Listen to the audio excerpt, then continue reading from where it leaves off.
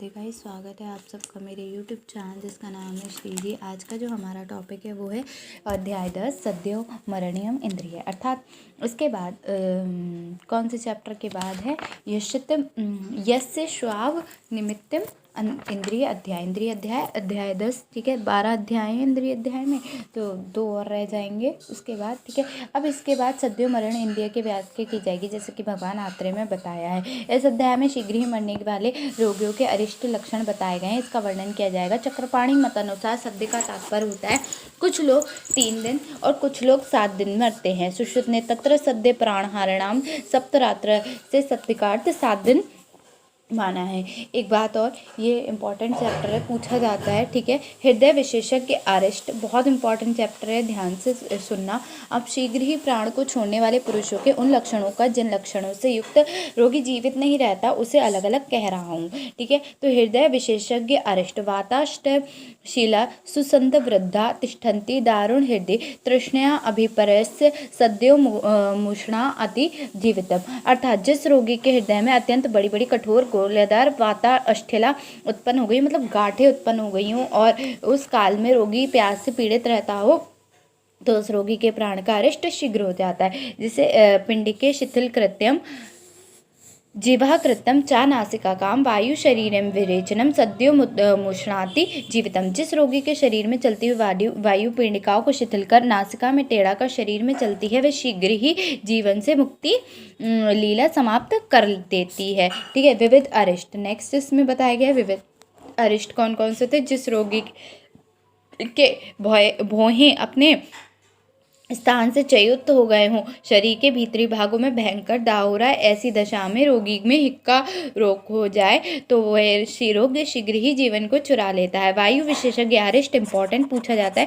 क्षीण शोणित मातस्य वायु रुधिरम उदव गति शरण उभय मन्ये समय यस्य सद्यो मुक्ता मूषणाति जीवनम। जिस रोगी का रक्त और मांस क्षीण हो गया हो, उस शरीर में उर्ध्व गति करती हुई वायु दोनों मंजाओं में को एक ही समय में आकर्षित करे तो रोगी शीघ्र ही जीवन को समाप्त कर देता है। गुदा और नाभि के बीच वायु सहसा हुई दोनों वक्षणों को जकड़कर कृश पुरुष के जीवन को समाप्त कर देती है।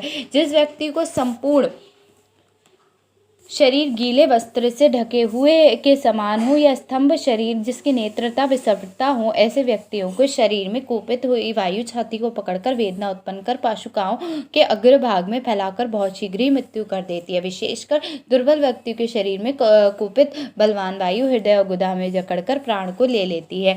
बली वायु जिन व्यक्तियों के वक्षण प्रदेश और गुदा में वेदना उत्पन्न करती है, वो श्वास उत्पन्न करती है, उन व्यक्ति का जीवन शीघ्र ही समाप्त हो जाता है। जिस व्यक्ति के शरीर में कुपित हुई वायु नाभि को और बस्ती को ऊर्ध्व भाग में छेदन के समान वेदना करती है और शूल उत्पन्न करती है, उसकी शीघ्र ही मृत्यु हो जाती है। गंडदार ने प्रक्षनम, इसमें श्लोक दे रखा है 12वां, तो नावी मूत्रम बस्ती शीर्षम पुरुषम च अपि मारुतस्य प्रक्षिणम जयन शूलम सद्यो मूषणानि जीवितम। तो यहाँ क्या बताया है? प्रक्षिणम के स्थान पर विवध्य ऐसा पाठ किया। विवध्य का अर्थ होता है बांध कर होता है, और नाभि और बस्ती के प्रदेश को बंधन के समान वेदना और मलमूत्र के विभिन्न उत्पन्न कर शूल मारक होता है। जिस वह पुरुष के शरीर में उत्पन्न हुई वाता शूल में सभी ओर से वक्षण में भेदन करने की तरह वेदना होती है, मल पतला होता है, प्यास बड़ी होती है, रोगी शीघ्र प्राण को छोड़ देता है। जिस पुरुष का सारा शरीर वात विकृति में व्याप्त हो गया हो, मल पतला आता हो, तृष्णा अधिक होती हो, उसके जीवन को रोग शीघ्र ही समाप्त कर देता है। जिस व्यक्ति का सारा शरीर वात शोथ से आक्रांत हो, मल पतला हो, प्यास बड़ी होती है, वह रोगी अपना जीवन लीला को शीघ्र समाप्त कर देता है। जिस व्यक्ति के आमाशय में कैंची के समान काटने की वेदना होती है, अतिसार के साथ ही प्यास बढ़ी हुई होती है, तो वह रोगी शीघ्र ही अपने जीवन को समाप्त कर देता है। जिस व्यक्ति के शरीर में पक्वाशय में प्रदेश में कैंची के समान काटने सी पीड़ा होती है, प्यास तथा उग्र विबंध हो गया हो, तो उस व्यक्ति का जीवन शीघ्र ही नष्ट हो जाता है। वायु पक्वाशय और आश्रित लेकर संज्ञा समाप्त कर देती है और कंठ को घुर शब्द उत्पन्न कर रोगी के प्राण को सद्य हरण कर लेती है। विशिष्ट अरिष्ट, तो इसमें श्लोक नंबर 90 देखो। दंता कर्मर्द दिगाभा मुख चूर्ण कसम्यभम शिव प्रवासे च गात्राणि लिंगम सद्यो मरिष्यति। जिस व्यक्ति के दांत मल की अधिकता से ऐसे प्रतीत होते हैं जैसे कीचड़ का लेप हो गया हो, मुख पर चूना के समान श्वेत कण लगे होते हैं और सारा शरीर श्वेत से बिंदुओं से भरा होता है, उससे प्रतीत तो शीघ्र ही मर जाता है। जिस रोगी से आक्रांत रोगियों की तृष्णा, श्वास, शिरो रोग, मूर्छा, दुर्बलता, गले के साफ शब्द ना निकलना, ये उपद्रव दृष्टिगोचर होते हैं, तो वह रोगी पतले मल को निकालते हुए शीघ्र प्राण त्याग कर देता है। ठीक है, तो जो चिकित्सक इन सद्य मारक अरिष्टों के लक्षण को ठीक ठीक जानते हैं वह मनुष्य के जीवन मरण को ठीक ठीक जानते हैं। तो यहाँ पे क्या खत्म हो गया, सद्यो मरणीय इंद्रिय अध्याय। इंद्रिय अध्याय का 10वां चैप्टर यहाँ खत्म हो चुका है। इसके बाद जो अध्याय है वो है अणु ज्योतिम इंद्रिय अध्याय। ठीक है।